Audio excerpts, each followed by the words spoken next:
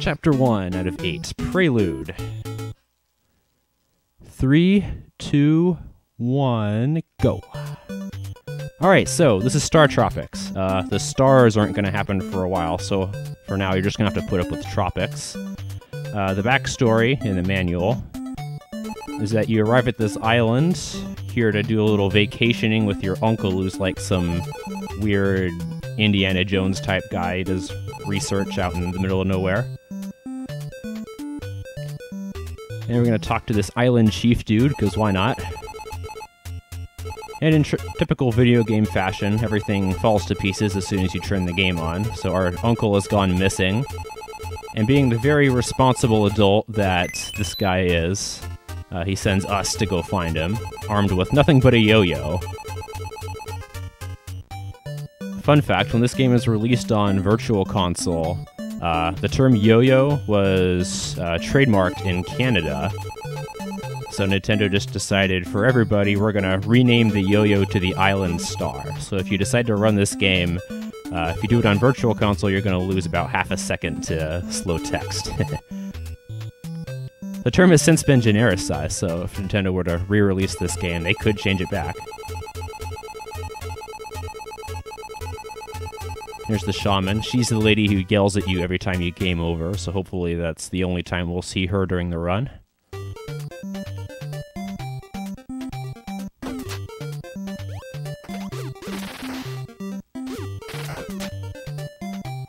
Alright, so now we're in actual dungeon areas.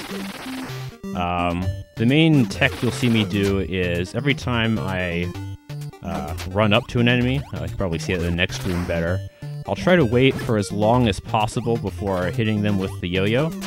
That's because every time you hit an enemy, there's a little recoil animation, and the closer you are, the shorter the recoil animation is. So right there, I wait until the absolute last second before killing that rat.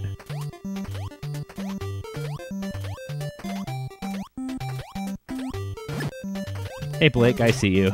I'll try not to be dead. So this room I have a nice mix-up of using the range of my yo-yo and then using it at point-blank range. This game, if you haven't noticed already, is entirely locked down on a grid, although you can do a few things like fire and jump midair while you're in between tiles. Alright, here I'm going to grab my first alternative power-up in the game, the flame weapon. It does double damage, but it's a slower firing rate. So for these rats, which have 2 HP, I'm going to use the fire, and for that bat and this slug, which only have 1 HP, I'm going to switch back to the yo-yo. Lots of fun weapon switching in this room. That's a heart. That's another heart. That's weird. What is this game plotting? There are 2 types of things that enemies can drop in this game. One is hearts, the other is stars, and I just skipped that boss by damage boosting through them. I'll talk a little bit more about how the drop rates work once I can better illustrate it later on. That skip that I just did is actually pretty much the only skip that you can do in the whole game. That boss trolled me a little bit. Sometimes he'll hit you with the fire immediately. Sometimes he'll take a little bit, as he did there. It's a lot less RNG than if you actually had to fight him, though, so that's nice.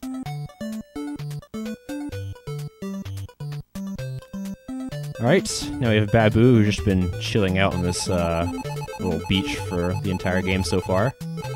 The joke in the Startropics community is that if anything goes wrong, we blame Babu. So hashtag blame Babu for anything that goes wrong in this run. Alright, we made it to the laboratory. Unfortunately, Dr. J is not hiding in here, our uncle. So we just decided to hijack his submarine and go look for him. And all the islanders are, hey, you can't drive that, you're not qualified. Too bad.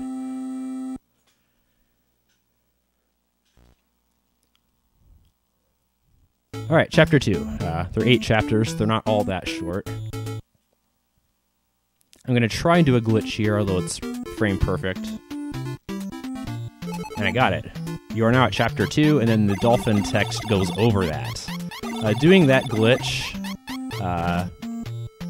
causes the text box and the inventory screen and all that to load while the dolphin is swimming up to you, as opposed to right after the dolphin swims up to you. And that sort of forced multitasking of the game saves about a quarter of a second. So it's a frame-perfect trick that saves a quarter of a second if you get it, and doesn't cost any time if you miss it, so I go for it every time. Nope, that's not Echo the Dolphin, not even close. She asks you to go save her son, and in traditional Nintendo fashion, if you tell her no, the game just asks you again until you say yes. So we find this random bottle on the beach, which tells us that our uncle was kidnapped by aliens. That's always nice. We're starting to see a little bit more why this is called Startropics. Now we have aliens.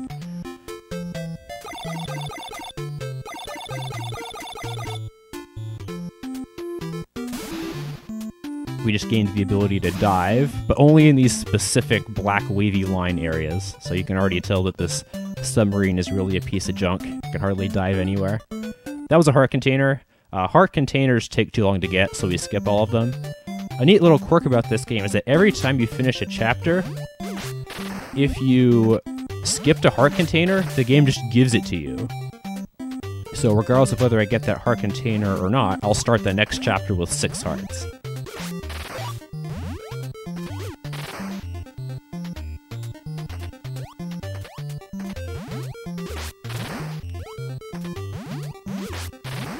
Those mudfish enemies always spawn the same way every time. There are a lot of enemies like these guys. The place in which they spawn and their initial movement direction is always the same. These guys, however, they're very random. You see how they only have 2 sprites that can face right or left. If they face right, that means that they're about to move either right or up. It's random. And if they face left, they're about to move either left or down. So there are some situations where you unfortunately have to make sort of a 50-50 guess about how those little octots, I think is the official name, how they're going to move. And if you guess wrong, then, well, too bad. I got a baseball bat. That's what the baseball bat does, and that's the only room in which it's useful. Anywhere else, the baseball bat just has too long of a wind-up animation to be faster than the yo-yo, and that's an unfortunate pattern. All of those octots just sort of rushed me, but that's fine. I got a heart refill, only like a second lost. Continuing onwards. I missed, and then the bat stopped. That's nice.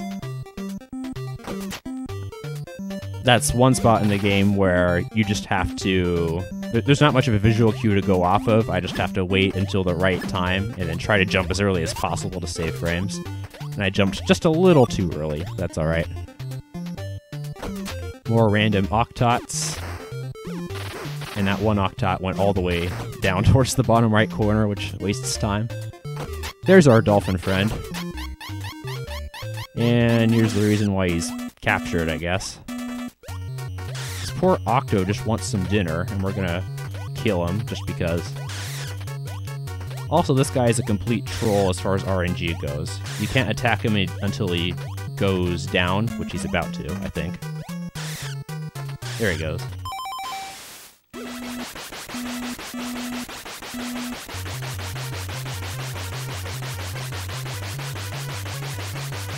Dead. So what I'm doing there is I'm not mashing B, I'm holding B and then briefly releasing B and pressing it again every time I fire a shot. This game lets you buffer one attack right after another. It lets you buffer a lot of things, actually, which is why it's one of my favorite games to speedrun. The fact that you can buffer inputs lets you look super optimized when the inputs aren't quite as precise as they look.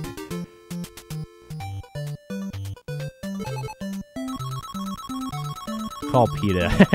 If you want to call PETA, a fun fact about this game, you can use that freezing item that I got on the dolphin, and you can freeze it if you want to be a jerk.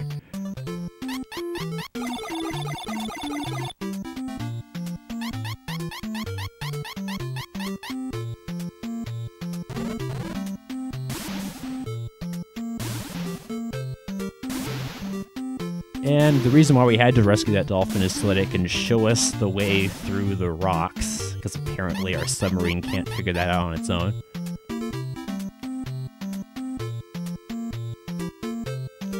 And just in case you weren't convinced that this submarine is awful, we have a storm. Usually storms aren't problems, you just dive underneath them in a submarine. But Mike, being the inexperienced, adrenaline-fueled teenager that he is, decides to just crash it. And he's dead. Game over, too bad. Nah, that'd be too easy. So, we lose our sub for the entirety of this chapter. This chapter, Chapter 3, is going to be based entirely around fixing that sub back up so that we can get back to looking for our uncle. And that's going to take a lot longer than it should, due to a certain NPC in the next village. Alright, 3-1. The enemies in this dungeon are very RNG-based. Their initial positions are the same, but after that, they can move very randomly. And I just got 2 really good patterns in the first 2 rooms. And we have some Wizard of Oz nonsense here. Those monkeys' movements are also completely random. They don't even try to go towards you, they just go wherever they want. I almost got hit there, that would have been embarrassing.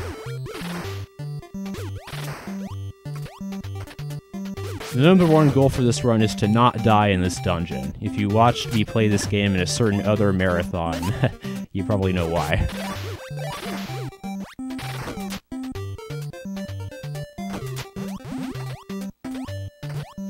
This room in particular.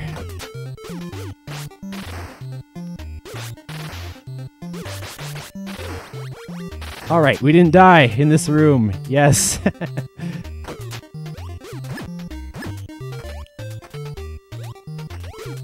If you go to the left in this room, there is a rather inviting-looking mini staircase, but if you walk up it, the game just kicks you out of the dungeon, and you have to do the whole thing over again.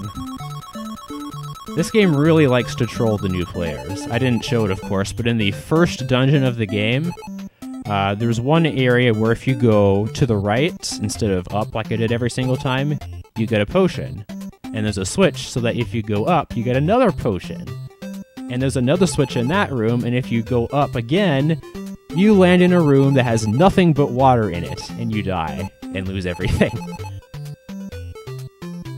There's also 2 dungeons from now, there's a dungeon that really gets heavy with the fake exits that kick you out and make you do the whole level over again. This is Miss Mira. She asks you who's prettier, her or the girl in the first village who has the same sprite, really. You have to tell her that she's prettier. Otherwise, the guard that I am walking towards right now, any second, that guy, he won't let you in until you tell Miss Mira that she's the prettier one. So I don't know, maybe you're just trying to get on the locals' good side so that you can go talk to the chief. This guy is the reason why this run is 20 minutes longer than it needs to be. He says, sure, I'll fix your ship, even though we're a primitive island village and we know nothing about fixing submarines. But only if you go save my daughter, who is, like, in a coma or something. So we're gonna go through 4 more dungeons just to go rescue this guy's daughter. More specifically, we have to go to the top of a mountain to talk to some hermit who is very inconveniently far away from us to get a scroll that wakes her up or something. Oh, and the game requires you to quote-unquote talk to the sleeping girl before you can leave the village. So that's another whole minute where you're just walking along doing almost nothing.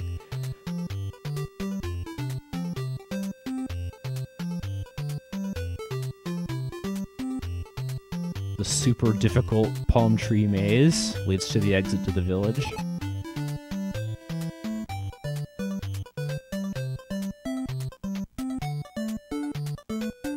Okay, 3-2. This dungeon has a lot less RNG than in the first dungeon, but there's a big priority on top of not getting intentionally hit. That hit, of course, was intentional, because dodging those snakes takes too long.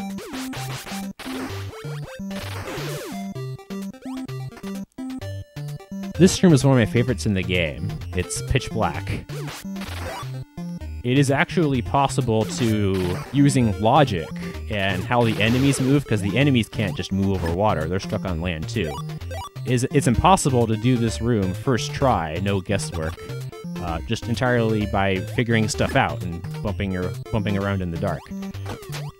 So I thought that was really neat the first time I played this game. I played this game as a kid a lot. That's probably the case with a lot of people doing runs in this marathon.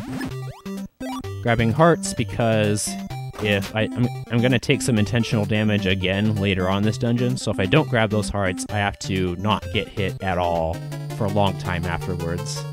So I'd rather spend the 1 second it takes to grab those hearts.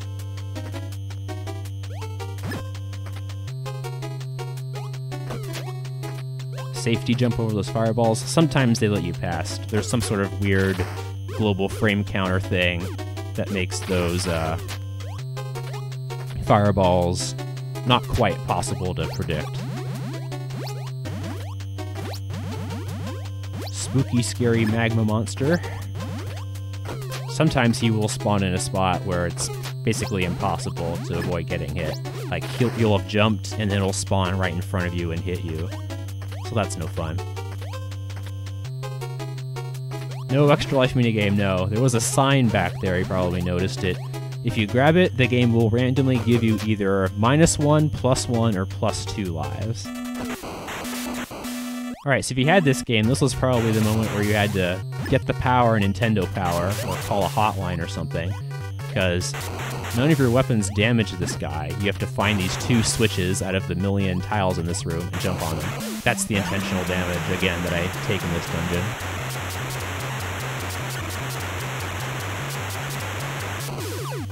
And this lava boss is conveniently placed over the whole water in the entire basement of this dungeon, and he's dead. I'm going to try and do a trick on this next set of stairs where I turn around while I'm on them. And I got it. If you turn around after the next screen loads, Mike just sort of stops in place for a little while. So that trick, which is probably a 2-frame window, it saves 4 frames if you get it, and it wastes about a second if you miss it, so gotta save those frames.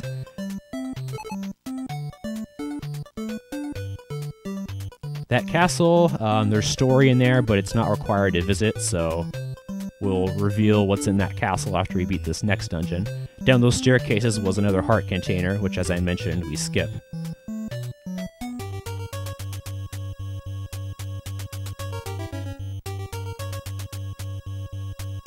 Alright, so it is almost Halloween after all, so we have the obligatory spoopy scary dungeon. This dungeon is evil. It's very trolly, it's very difficult. And I'm getting a terrible skeleton dog pattern to start with. So we have skeleton dogs, we have skulls, we have the whole shebang. If you go up here, that's another one of those false exits I talked about. So you go up there, the door locks behind you, and your only option is to start the whole dungeon over. They do give you 2 consolation hearts, though. So you could potentially, if you wanted full health, playing this game casually, you could take the false exit over and over again and fill your life up to full.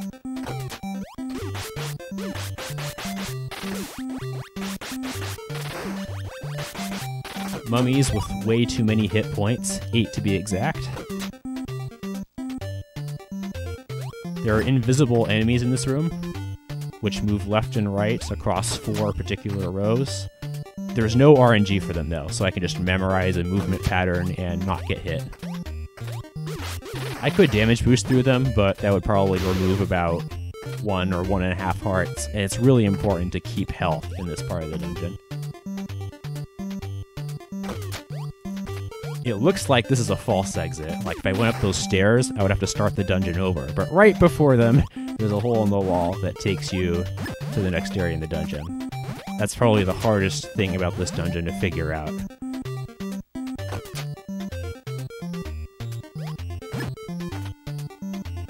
This game is pretty limited in checkpoints, maybe like 2 or 3 per dungeon. This room is one of them. If you ever die, the game takes away everything from you. So you get set back to 3 hearts, all of your all the extra weapons you picked up, all of the potions and stars and stuff that you picked up get taken away. This room, you can't figure out by logic. You just have to know from playing the game in advance. What you're supposed to do is go south instead of going right. And if you go south far enough, you get a lantern which lights up that room. That takes way too long, though.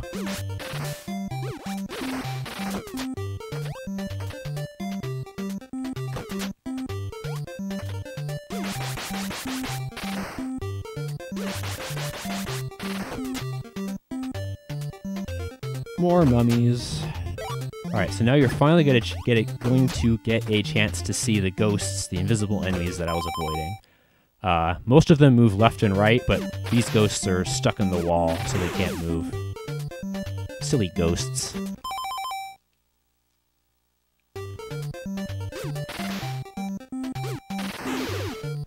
As if the false exits weren't bad enough for this dungeon, right here there's an item, the mirror, that you have to grab because the enemies in this room are vulnerable only to that weapon.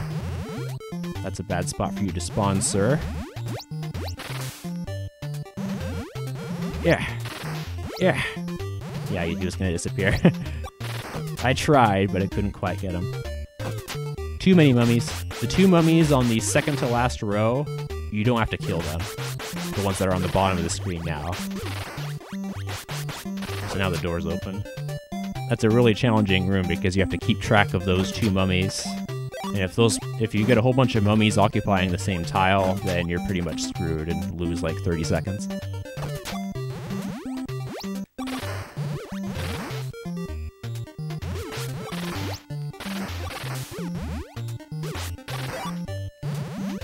Don't spawn over there. I have to walk backwards. Okay, I haven't gotten hit in this dungeon yet, which is nice. Now the boss... Giant ghost, of course. This guy is random. He tends... Every time he freezes, he tends to move in the direction opposite that he's facing. Like that. That's pretty much the only thing you can do to predict him. And he's dead.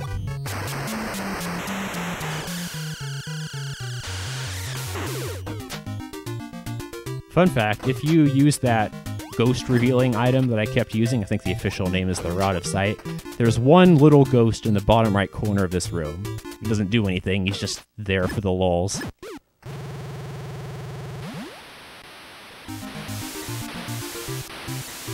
Oh no, the room's filling with water. Look out, Mike, you're gonna die. Oh no, he's fine. You probably guessed by now, I haven't shown you yet because I haven't died, but Mike can't swim. If you go in the water, you die.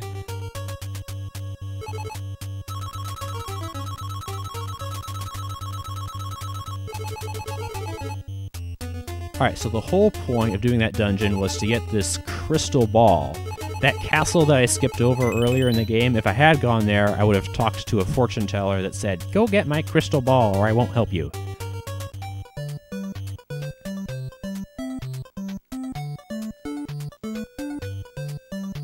So now walking back, gonna skip the heart container again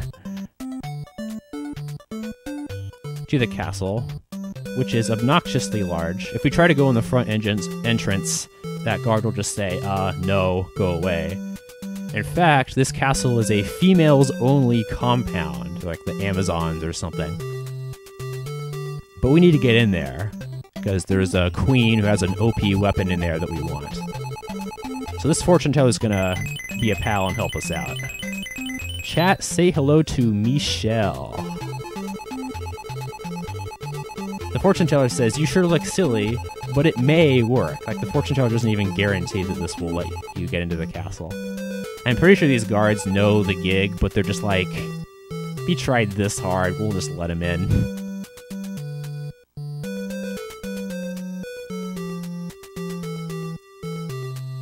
So here's the queen. She's different. You respond, "Michael, Michelle. Michelle is my name." Okay. I buy you. Okay, so we have Shooting Star, which is an upgrade to our yo-yo. There is a trick, which is what she's talking about right now, which is that you need to have 6 red hearts. Not a max health of 6, but health of 6. Otherwise, the shooting star turns back into the yo-yo, and you have to fight and claw your way back to 6 hearts again.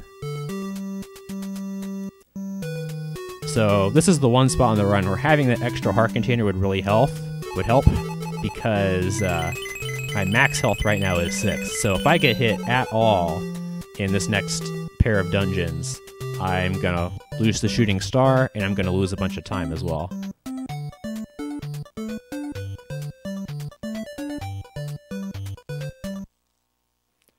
Alright, so this dungeon is pretty short. By the way, I talked to that other girl in that castle. She told me to jump on this switch 10 times and shout abracadabra. You have to shout abracadabra or it doesn't work. So, abracadabra! It worked! The rest of this dungeon is pretty short. This is just sort of a shakedown dungeon to get you used to using your new weapon. The shooting star has double damage and double range of the yo-yo, so it's really important for a speedrun to keep it. Of course, the same principle with the yo-yo that I talked about in the first dungeon, about there being a recoil animation, that's still true. So, for a lot of enemies, I'm still going to wait until I'm right next to them before killing them.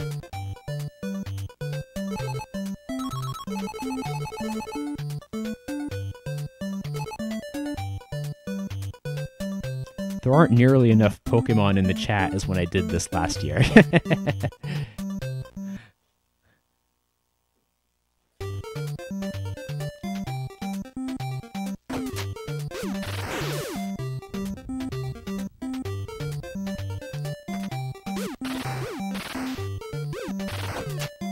Heart that I don't need. The game loves to give you hearts that you don't need.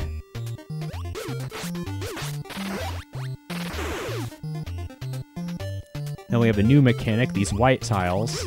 They sink the instant you jump on them, so you have to jump off them. Fortunately, this game lets you press and hold the jump button just before you land, or really a lot before you land, and it'll count the next jump. So you don't have to worry about timing each one of those jumps individually, which is what catches out a lot of new players of this game.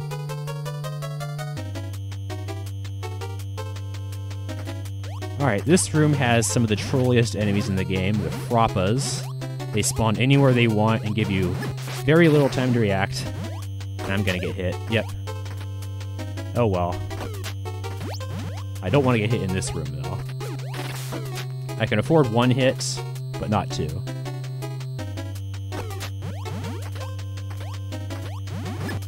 I'm gonna grab these hearts without getting the clock. Clock freezes time.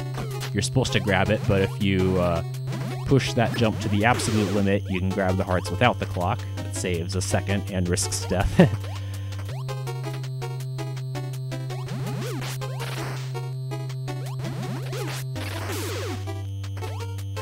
In this room, the eyeball that spawns in the middle is the only one that you have to kill.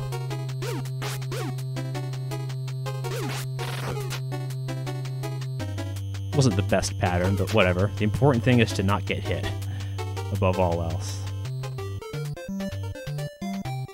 That frog KO, I like that. Alright, now we have Kappa. I killed Kappa! Oh no. Kappa stab Z. And we can actually do that because last year my run was after Halloween, and Frankerfaces had already taken down Stab C before I did my run.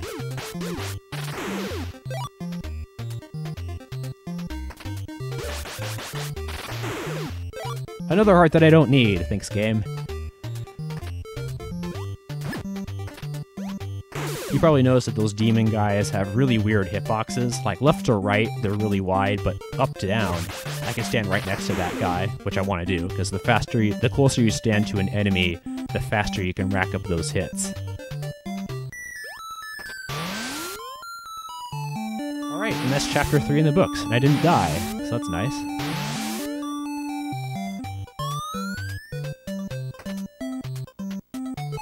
Wow, you've done it!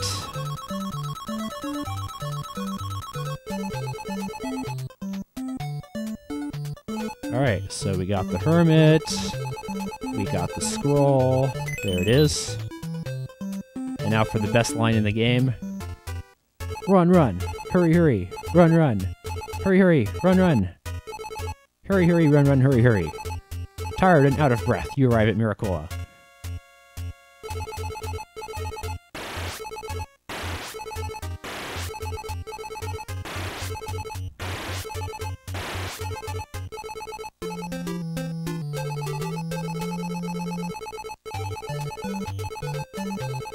I've ordered the repair of your ship. Let's go! And the ship is fixed again, somehow.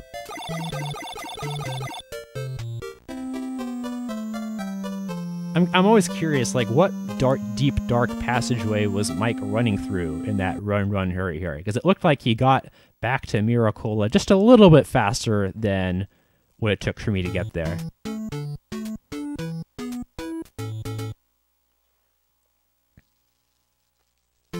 That was the longest chapter in the game, by the way. The run really is pretty close to the halfway mark. Even though we're only at chapter 4 out of 8. So this guy tells us that there's some dude looking for a person that looks like us, which means he's looking for us. And he's to the east, so we're gonna get in the boat, sail away from this island that mysteriously looks like a giant thing eating the boat, and we're gonna get eaten by a giant thing. It's the pointless whale! This whale is pointless. This is the best and also worst chapter in the whole game. You would think that Nintendo, being the awesome video game producing company they are, would make a dungeon in here, right? Like, you'd have, like, freaking skeleton zombie fish attacking you, and all sorts of other mysterious whale things attacking you, like in Jabu Jabu's belly, maybe? But nope, there's no dungeon in here. My personal opinion, or sort of theory, I guess you'd call it, is that Chapter 3 was really long, and this chapter is actually really, really short. And they have those lava-y areas in Chapter 3 that are all red, like the whale. My theory is that Nintendo was at one point going to put some of those things in Chapter 3 in a dungeon in here, but that they decided not to because I don't know why. That would have been cool, but oh well.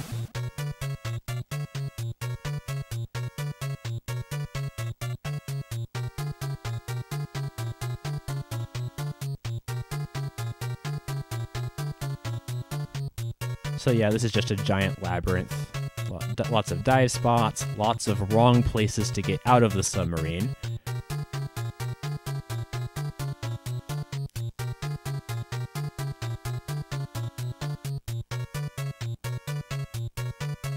And after much trials and tribulations, not really, we get the lighter, which doesn't look like a lighter and is also the same size as Mike. Don't ask.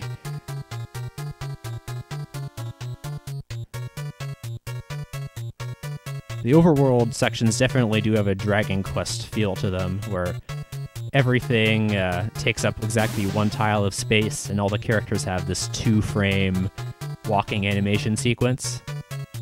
In fact, in Startropics 2, which will be coming up in a few days in the same marathon, they actually borrow some of the sprites for trees and stuff from Dragon Quest, so I always thought that was cool.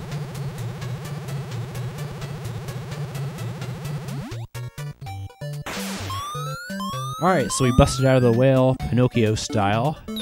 And out comes one of the really neat things that makes this game really stand out from most of the others.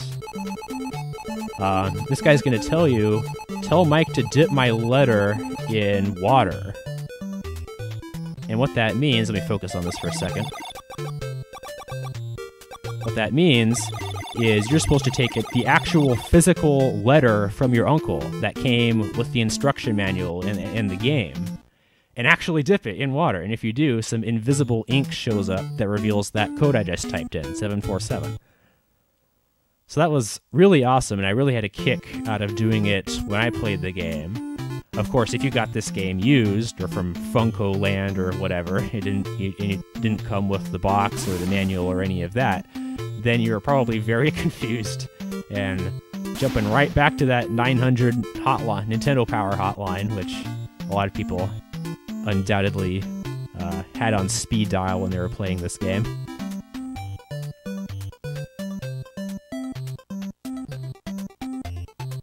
Let me talk to this guy. He asks us if we want to know the ABCs of fishing. Yes. Okay, here's a fresh worm. Now get out of my house. Not really. Fun fact, if you tell that guy no, he asks you, is your name Nestor? So just a nice little random Easter egg shout out to the Howard and Nestor comics from Nintendo Power. You might ask, how could they put that in this game if it's a Nintendo Japanese company and Howard and Nestor was only an American Nintendo Power thing? Well, this game was actually pretty much entirely developed by Nintendo's American team. It was actually by most of the same people that did Mike Tyson's Punch-Out! And to this day, this game has never seen a Japanese release at all, not even Virtual Console. In fact, if I remember correctly, I heard someone say that Startropics is the only first-party Nintendo franchise that has no representation whatsoever in Smash Brothers. So, change that already, darn it. Mike has so many different weapons and stuff in this game, he could be a really cool projectile-based character in Smash.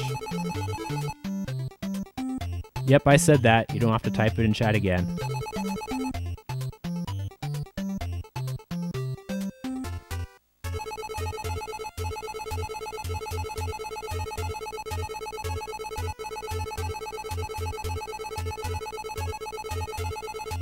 Alright, so we talked to this chief, and he says, I can't help you. Go talk to the parrot. So we're gonna go talk to the parrot, which unfortunately would not have spawned until now. That's why I have to spend so much time in this overworld. Hello, Peter I am. No gift, no chat. So that's why we need the worm. And this parrot says, do me so far, do me. So aside from that meaning that the parrot has spent a little bit too much time in the captain's bedroom, not really, that means that we have to go type in the musical notes, do, mi, so, fa, do, mi, into this giant keyboard that I'm about to show. After sailing all the way back over to where I got the worm. It's just a little bit too much overworld movement for my taste in this part of the game.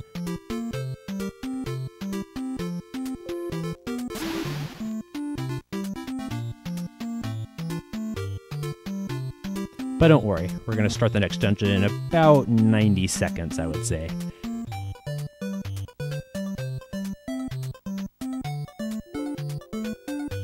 Coming up is one of my favorite music tracks in the game. Two of my favorite tracks, really, so I'll just shut up and let the music play.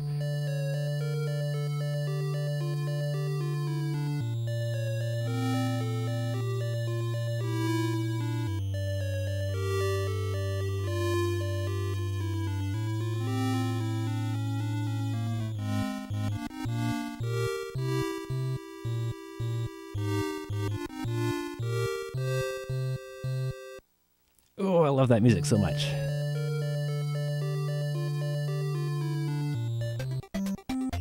Alright, down those stairs is, you guessed it, another heart container that we're gonna skip.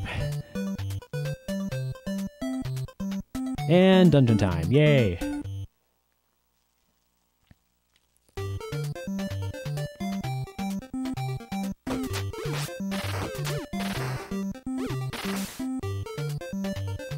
Here's a nice little fun trolley room. Once you get to the halfway mark, the room starts falling apart. And you have to very quickly find which tile is the switch to get out of here, otherwise you're gonna die. So after the last couple of dungeons, which were a little more straightforward, we go straight back to the trolley stuff again. So now you have to know to keep running, and you have to know to not stop there, and you have to know to jump there. Definitely takes a few tries to get through this one the first time.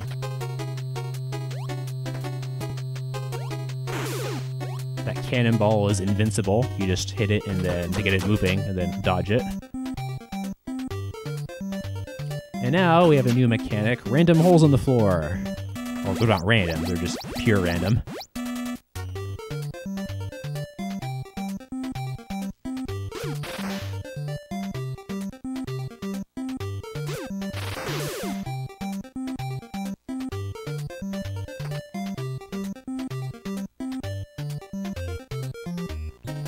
And another earthquake room, I call them.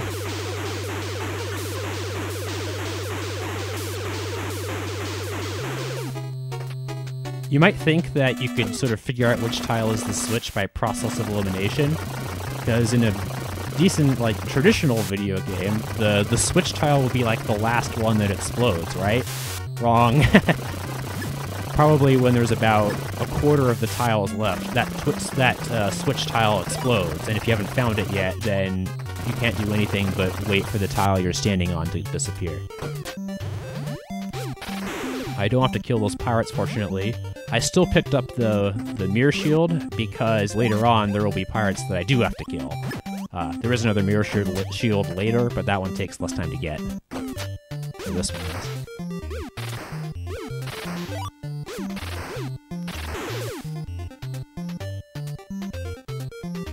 Alright, Return of the Dodo Birds from Chapter 3. Those are the last ones in the whole game, so what killed the dodo birds? Mike, with yo-yos and shooting stars and stuff. Bowling ball number 2. Totally not ripping anything off. That bowling ball moves in 2 directions. The one in Indiana Jones only moves in 1.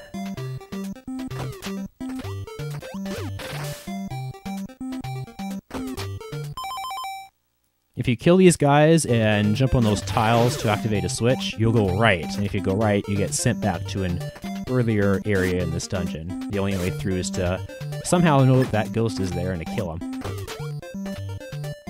I'm gonna try and skip the double hearts in this room. Never mind. Let's not die. That room is a checkpoint room though, so if I had died there, that would have hardly lost any time. Like 10 seconds or so.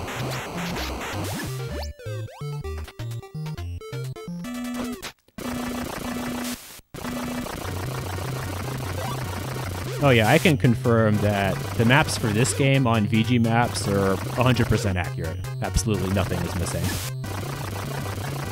Actually, no, I take that back. There are a few hidden tiles in level 3-5 which are missing, but they don't do anything, so for all intents and purposes, they're completely accurate. Ow. That's alright, I could afford to take a hit there. And that's the level. I didn't say this yet, but the whole point of this level was there was this ancient pirate ship thing that was blocking the way, and by jumping on this conveniently located switch, we're gonna sink the ship. The ship being British, the game's now going to perform a stunning 8-bit rendition of God Save the Queen, or God Save the Urn as we call it whenever I'm doing runs.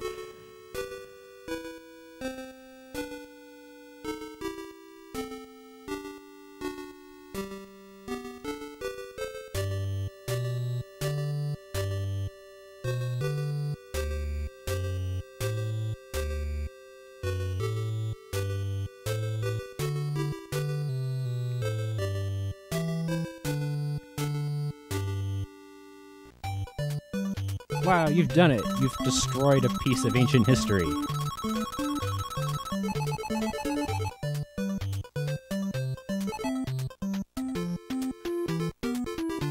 That guy sunk our ship! Go get him! No.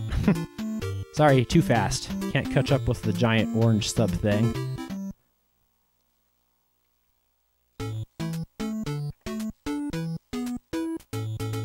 Chapter 6. This is my favorite chapter to speedrun. The rooms in the dungeons get a lot more technical than they have been.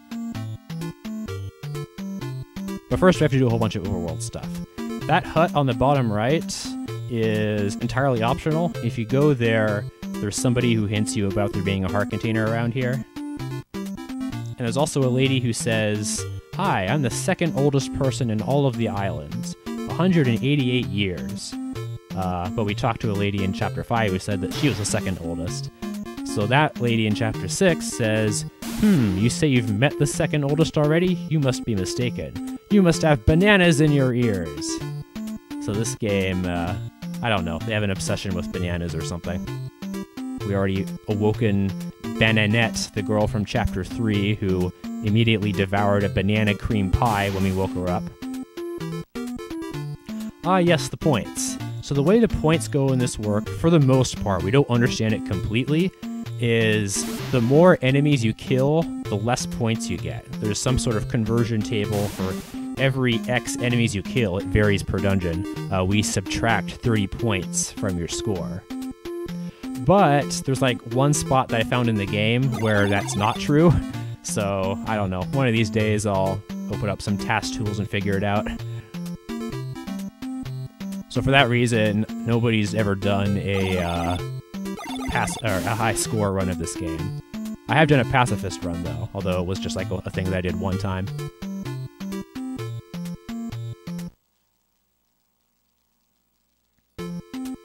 Alright, this dungeon is extremely hard. It's getting darker. Oh my gosh, it's dark. I can't see. What do I do? Oh, we're done. Okay. That was... we call that level 6-0, because it's not a real dungeon. Okay, now for the real dungeon. This is one of the scariest ones to run. There are plenty of things in here that can cost you a ton of time. Now we have blue snakes. The blue snakes will see you more quickly. They don't show up very often, though. As you probably noticed, every time I start a new chapter, I get set back to 3 hearts, so I'm gonna get the shooting star back, first things first.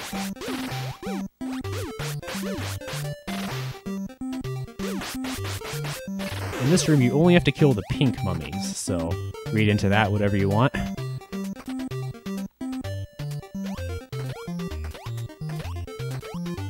Neat mechanic, this ankle bracelet, which turns you orange, lets you jump a little farther than normal. That was silly, but whatever. I can afford to take a hit there though, so whatever. This is the hardest room execution-wise.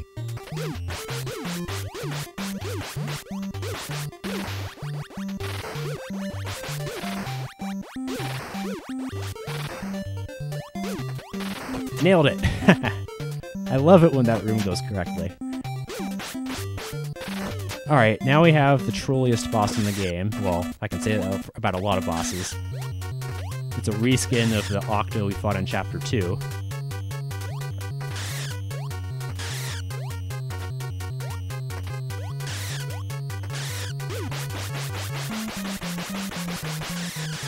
Except I have nothing to freeze him with. I got a 1 cycle there, which is actually pretty tough to do. The last thing you want to do is get hit, because then you're down to the yo-yo, and then even getting a 2 cycle at that point is really, really hard.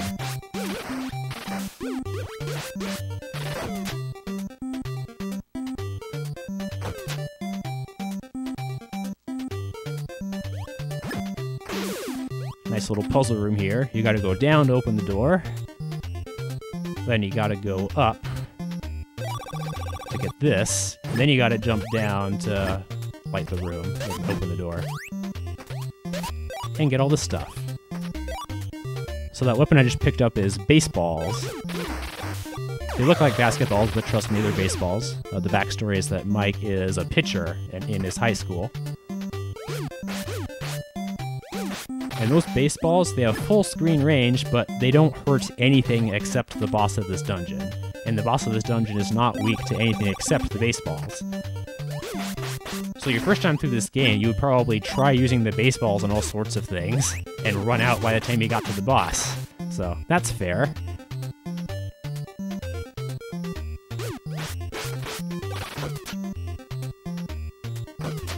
The cleats are the best weapon in the game. If Mike was in Smash, this would definitely be his final smash. I killed those 3 mummies with the shooting star so that last little animation with the spike shoes was shorter.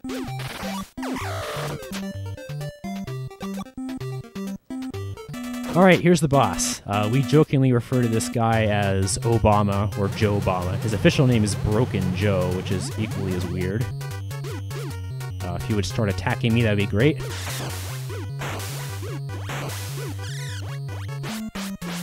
Alright, I got the 1 cycle. Depending on what pattern he gives you, it'll either be possible or impossible to get that 1 cycle. I got the good pattern. He did take a little while to attack me, which is a small time loss.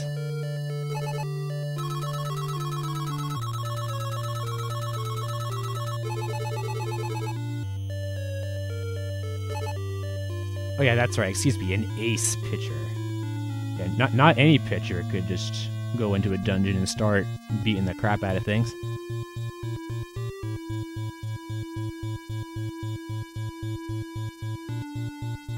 Those stairs to the bottom right, that's another heart container. There is a glitch in this game with that heart container, though, where if you grab that heart container and then enter this next dungeon, which is right here, wait for it to show on screen, you can just walk down back out of the dungeon, and that heart container will respawn, and you can keep grabbing it until you have max health, which in this game is 22 hearts.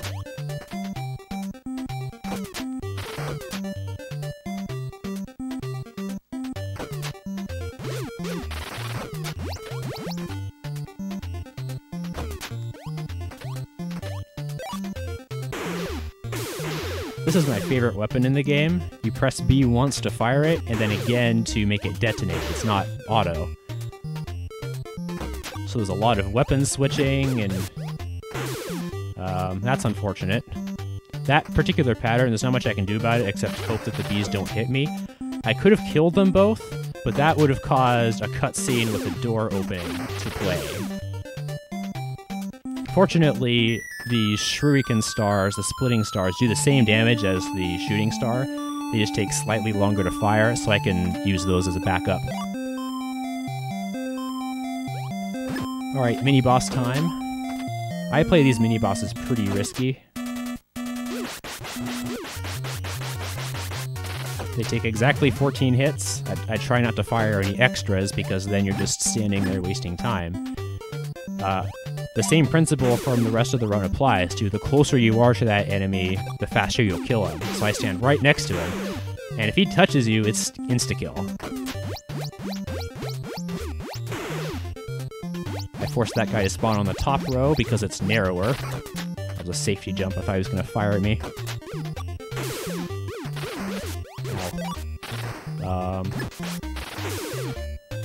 It's probably going to save time at this point to grab these.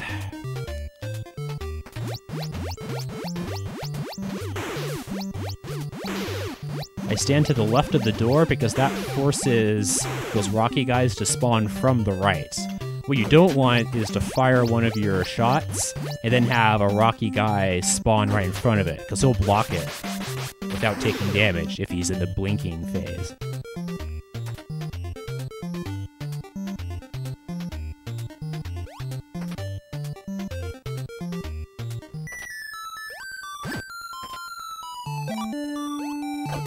Alright, mini-boss number 2. We're going to be even more risky with this one.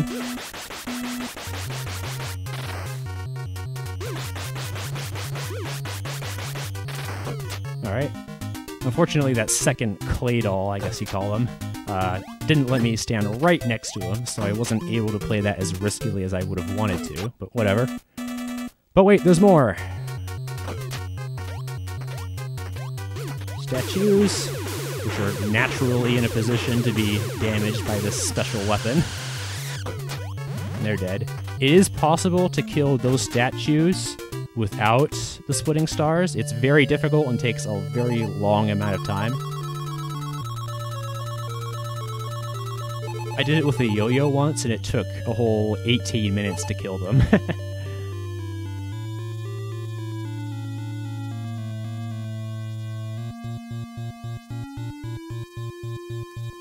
Alright, so that's pretty much Chapter 6 in the books. I just gotta do a little bit of overworld walking.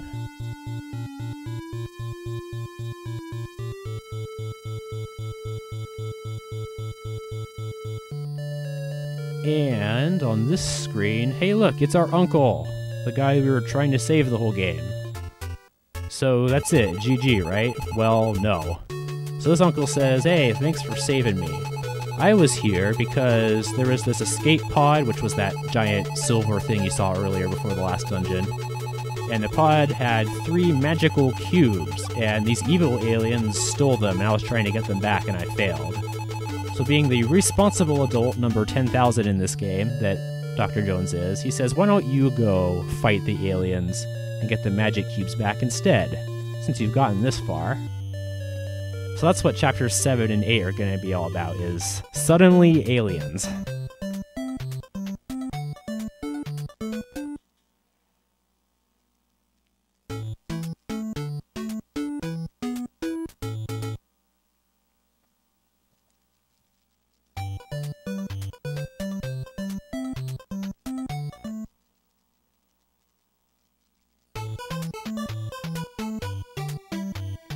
So yeah, very sudden scenery change. A whole different palette of sprites was in the game waiting for somebody to get this far. This dungeon is extremely dangerous. As you can see, it's very non-linear. There are lots of power-ups everywhere to help you get through it, but they take too long to get. AI manipulation there. So we're just gonna grab the bare minimum and make a mad dash for the exit. And this room in particular is very hard.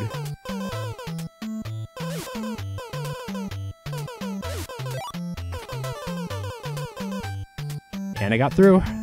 Not over yet, though. This room is also hard. These guys give you very little time to react, and if they spawn on top of each other, it's even worse. And we're through. Great.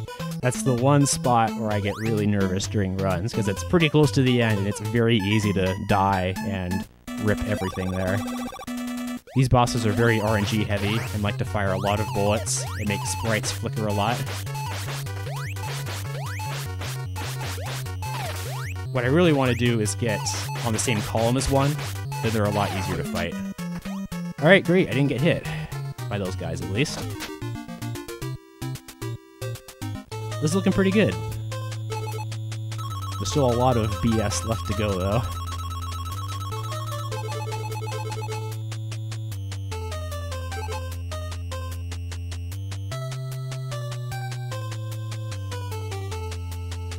Here's a nice little area. This giant hallway or foyer or whatever the heck you want to call it has 3 stairs. You have to go on these stairs. The other 2 stairs lead to each other. So it's like, thanks game for just prolonging the amount of time between dungeons. That's nothing compared to what happens after this dungeon, though. If you've seen a run of this, you probably know what I'm talking about.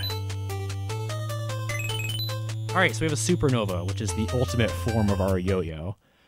With the shooting star, we needed 6 hearts. With this, we need 11 hearts, which is the whole top row. So as soon as I grab these hearts, I had the supernova.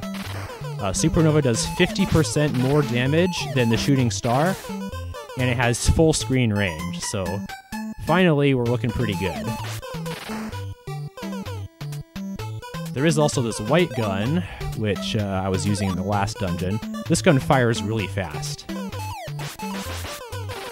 Fast enough that in certain situations I'm going to favor it over the supernova, even though it does less damage per shot. Rude. What am I saying? This dungeon has a lot of health refills in it. So for the most part, I'm just going to try to run past everything. And if I get hit, I grab some health. It's right there. This room is one of the truly RNG bits in this game. Those turret guys will either stop on the same row/column as you, or they'll go one over. If they go one over, then you gotta try and chase after them, while the other 3 are trying to kill you. The first pill in this game, grabbing the pill puts you over max health, and then your health slowly starts ticking down until it reaches max.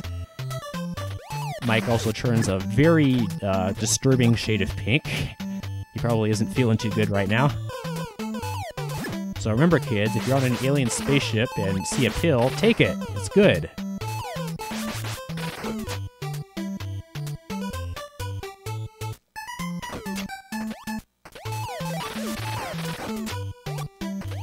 Alright, I'm gonna try and do a fast kill on this boss. It's pretty tricky, though. Nope, I jumped too late. Doing that boss correctly is all about jumping for the first time at exactly the right time, and I was too late. That guy's gonna be a jerk and get in my way, so we'll just kill him. It's really important to finish this dungeon with full health. I'll explain why once the reason becomes apparent. No, oh my god. That is a rare pattern that if it happens, you die. So, rip. Fortunately, there's a checkpoint right here. So we'll just keep going.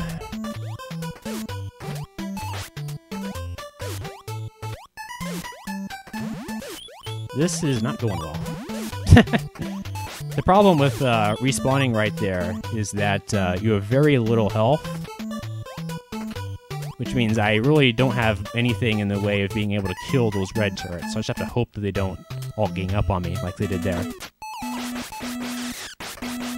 So now I'm gonna have to do this fight without the weapons that I'm used to using. And I still got the quick kill, somehow. So normally that guy lunges forward after you step on that left switch. But if you hit him at the right times and dash back to the left as fast as you possibly can, then you can get a quick kill on him. You don't have to drive him back to the edge a second time.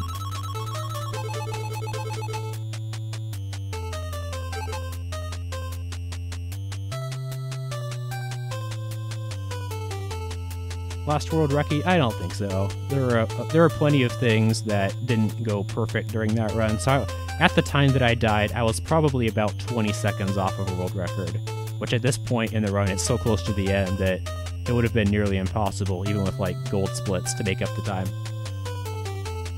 It was still a pretty good run up to that point, though. That death cost some time, but the real place in which we're going to lose time is in this next cutscene, which you'll see in a second. Oh, yeah. They're just too long, they're just filler to make the game longer. Overly long means like I'm going the wrong way. Never sing and run a game at the same time. I can't do it. Okay, so here's why it was really bad to die there and get hit so many times after I got brought back to life. There's this cutscene in which your health gets maximized and refilled to full very, very slowly. So I'm probably losing roughly just 11 seconds on this cutscene alone, I would guess. Normally this takes 6 seconds, it's 1 second per heart.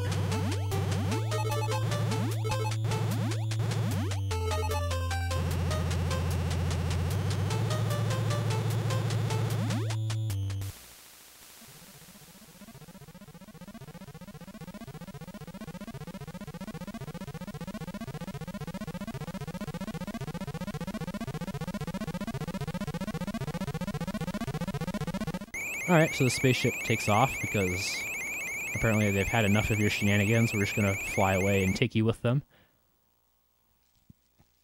Chapter 8, Final Battle.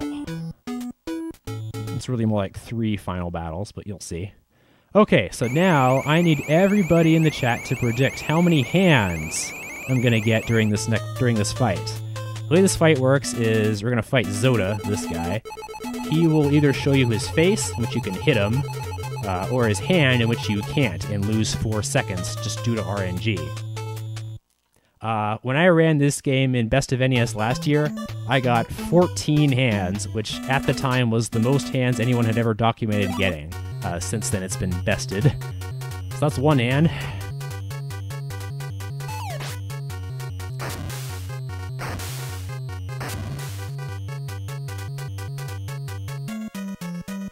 That's 2 hands. We're up to 8 seconds lost now. That's 12 seconds lost. 4. 5. You can stop now. There we go. I had to wiggle back and forth in place, apparently. That's what did it. I have no idea how the RNG for this part works, and I wish somebody would figure it out. That's 6. You can actually you can try to hit this guy multiple times in the face every time he spawns, but only the first hit counts, which is sort of a very strange way to table the damage for this guy. Okay, so it was 6 hands, I think. So, unfortunately, so many people have participated in this Startropics ritual that I have no idea who won, because whoever guessed 6 probably got the score off the top of the screen.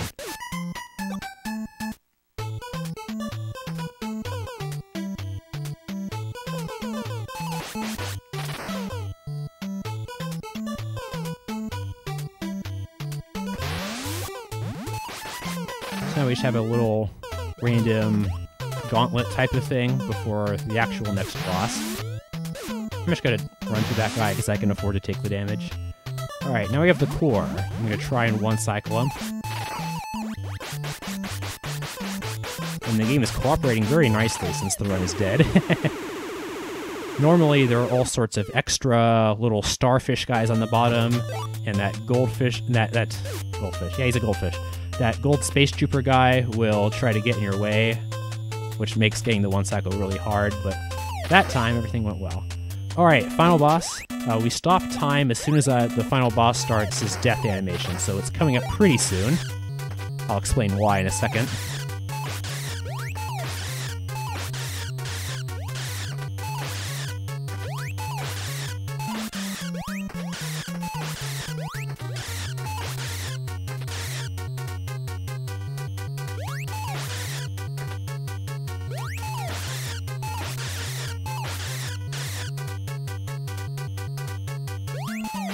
Almost.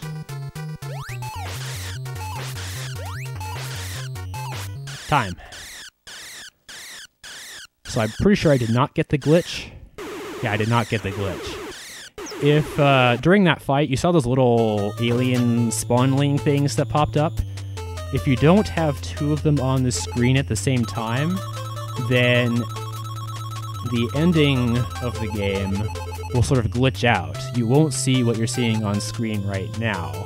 Instead, the game will just warp to some little photo montage of the game that happens after the credits. What was the time, by the way? Somebody posted in chat. And thank you all very much for the GGs. This was a good run, except for when it wasn't.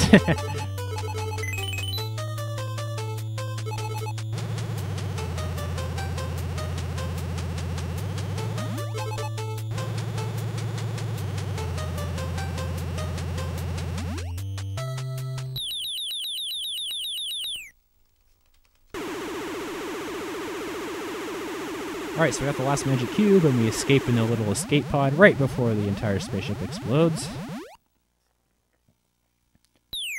Sploosh! Wait a minute, plot twist. Mike can swim! He was lying the whole game! Oh wait, never mind. So the joke is that the third green magic cube gave Mike the ability to swim for about 5 seconds. But we have our dolphin friend to come rescue us at the last second. Because, you know, if Mike just died there, then he wouldn't be able to make a sequel for this game.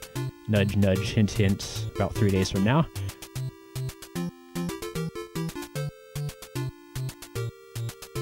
Need to go with Yume in 1 minute. Gotcha.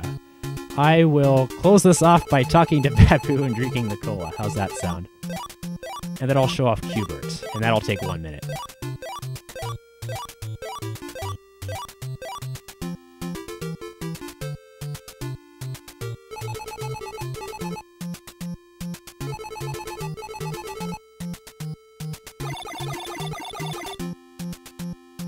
So everybody congratulates you. And you join the 3 magic cubes. You gotta see this before we run away. You get to play the world's shortest game of Qbert ever. Not really. Instead, you get a very annoying noise.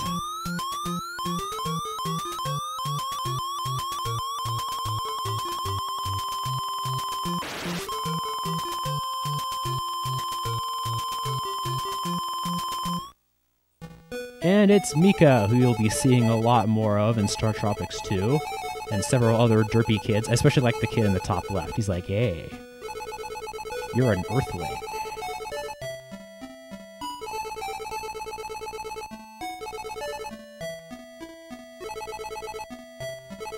So those kids are like the last surviving race of the people who sent that escape pod and the magic cubes to Earth. So it's like, yeah, you've saved some alien race. And that's it. The whole rest of the game is just credits and stuff. Thank you all so much for watching. This was an absolute pleasure to run. We've got a lot more awesome games coming up, and Startropics 2, I've said that enough times. Startropics 2 is going to be on Monday. And yeah, thank you very much to the organizers for putting on this great show and for having me. I'll just shut up and let the credits music play until they decide to switch games, so goodbye. See ya.